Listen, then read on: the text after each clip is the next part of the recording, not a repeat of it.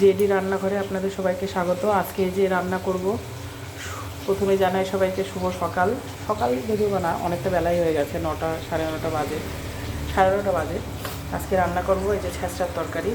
তার জন্য নিয়েছি যে মিষ্টি কুমড়ো, বেগুন, শাকের ডাঁটা, আলু, পটল, এই যে পটল আছে, আর এখানে সোমবার দেবো হচ্ছে পেঁয়াজ, আর এখানে আছে আদা, জিরে আর শুকনো লঙ্কা বাটা, আর এই যে মাছের মাথা। মাছের মাথা দিয়েই ছেঁচড়ার তরকারিটা করবো। এই যে এখানে আমি দিয়ে দিয়েছি আলুটাকে ভাজবে, তরকারি আলুটাকে ভাজতে দিয়ে দিয়েছি। আলুটা আধা ভাজা হলেই তারপরে সবজিগুলোকে দিয়ে দেবো। চলো দেখতে থাকো আমি কেমন করে করতে পারি। এই যে আলুটা আধা ভাজা হয়ে গেছে, এইবার আমি দিয়ে দেবো এই যে কেটে রাখা পেঁয়াজটা।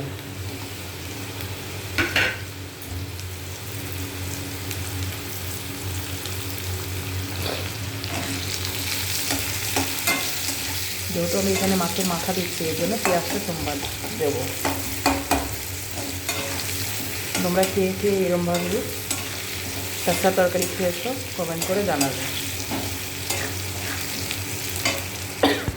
এই যে পেঁয়াজটাও ভাজা হয়ে গেছে, এবার কেটে রাখা সবজিগুলো সব দিয়ে দেবো।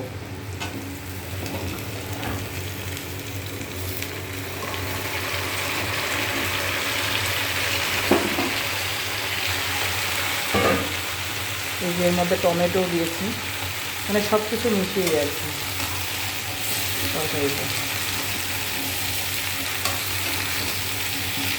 খুব আস্তে আস্তে নাড়তে হবে, কারণ ছোটো কড়াই তো, কড়াইটা ভরে গেছে একদম।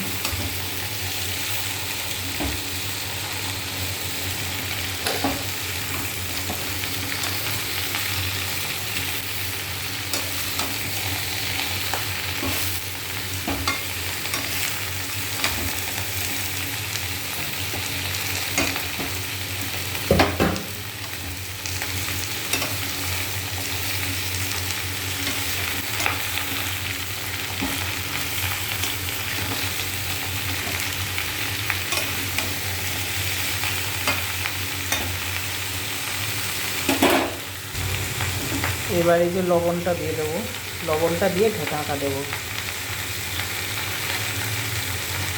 আমি এখানে 3 চামচ লবণ দিলাম,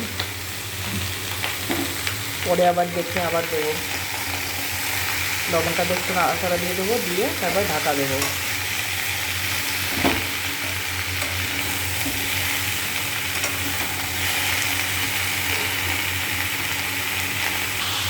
এই যে এবার পেস্ট করা মশলাটাও দিয়ে দেবো। পেস্ট করা মশলাটা, তাহলে এই সবজির সঙ্গে মশলাটা কষা হয়ে যাবে, কাঁচা একটা গন্ধ থাকবে না। এবার একটু নাড়াচাড়া দিয়ে দেবো।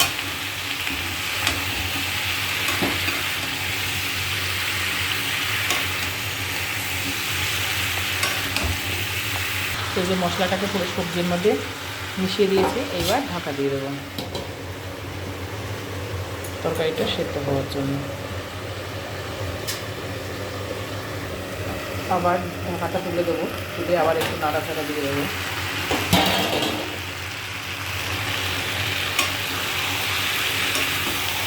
ডালটা আস্তে দিতে হবে, গ্যাসের তাপটা আস্তে দিয়ে তরকারিটাকে কষাতে হবে।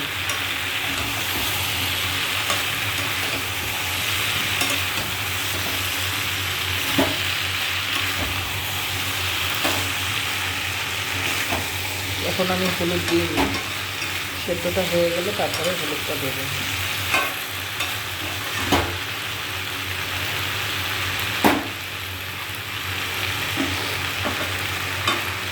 প্লিজ তোমরা আমার আগেকার মতোই পাশে থেকো। সবাই জীবনে কিছু না কিছু করতে চাই, আমিও চাই। তো আমি সেরকম কিছু পারি না, তো যেটুকু রান্না পারি সেটুকুই তোমাদের সঙ্গে শেয়ার করি, ভিডিও করে দেখাই। ভালো লাগলে সবাই লাইক করো, শেয়ার করো, চ্যানেলটি সাবস্ক্রাইব করো, আর কমেন্ট করে অবশ্যই কমেন্ট করে জানাবে। ভালো হলেও কমেন্ট করে জানাবে, খারাপ হলেও কমেন্ট করে জানাবে। আবার ঢাকাটা তুলে দিয়েছি, এইবার হলুদ দিয়ে দেবো। পরিমাণ মতো দিতে হবে।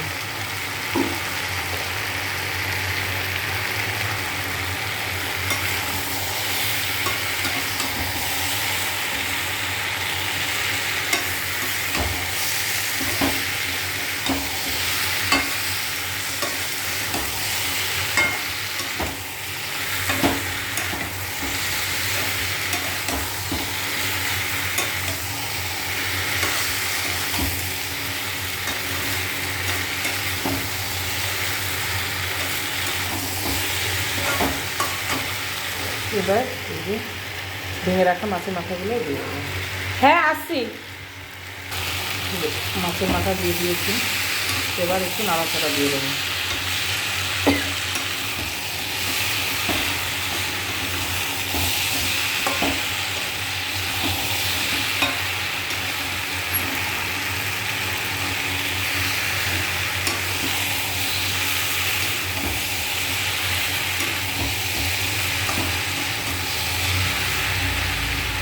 এবার আর ঢাকা দেবো না, এরকম করে নাড়াচাড়া করতে করতে তারপরে জল দিয়ে দেবো। তরকারি কষানো হয়ে গেছে, এবার জল দিয়ে দেবো।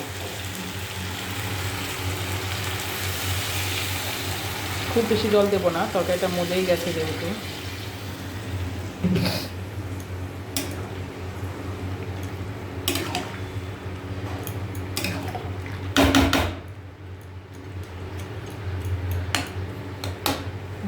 সব কিছু সেদ্ধ প্রায় হয়ে গেছে।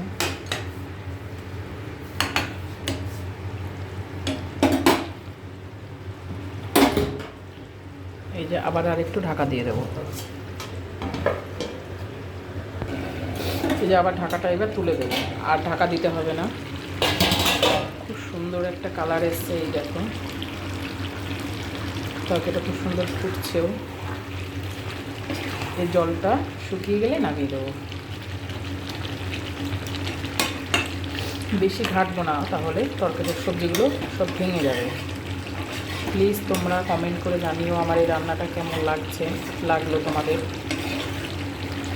ভালো লাগলে লাইক করে দিও, কমেন্ট করে দিও, বারবার বলছি শেয়ার করো, কমেন্ট করে অবশ্যই জানাবে। তোমরা যদি পাশে থাকো তবেই আমি উৎসাহ পাবো জীবনে কিছু করার।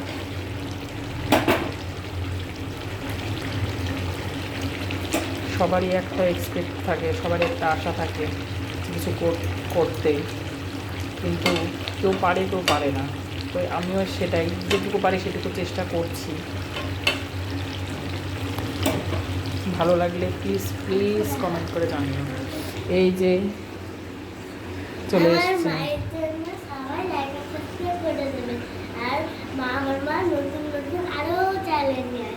আপনারা আমার মায়ের পাশে থাকবেন, সাহায্য করবেন। আমার মা যদি ভালো রান্না বান্না করে ভিডিও করতে পারে।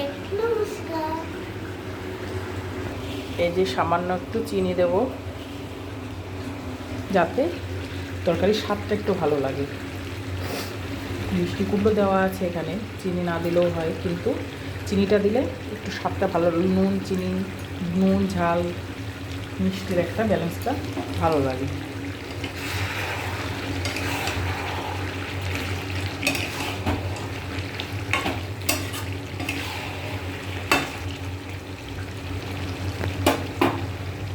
এই যে আমার তরকারি প্রায় হয়ে এসছে, আর একটু জলটা শুকিয়ে গেলে তারপরে নামিয়ে দেবো। অনেকটাই হয়ে এসছে। এই যে আমার তরকারি রেডি হয়ে গেছে, এইবার নামিয়ে নেব।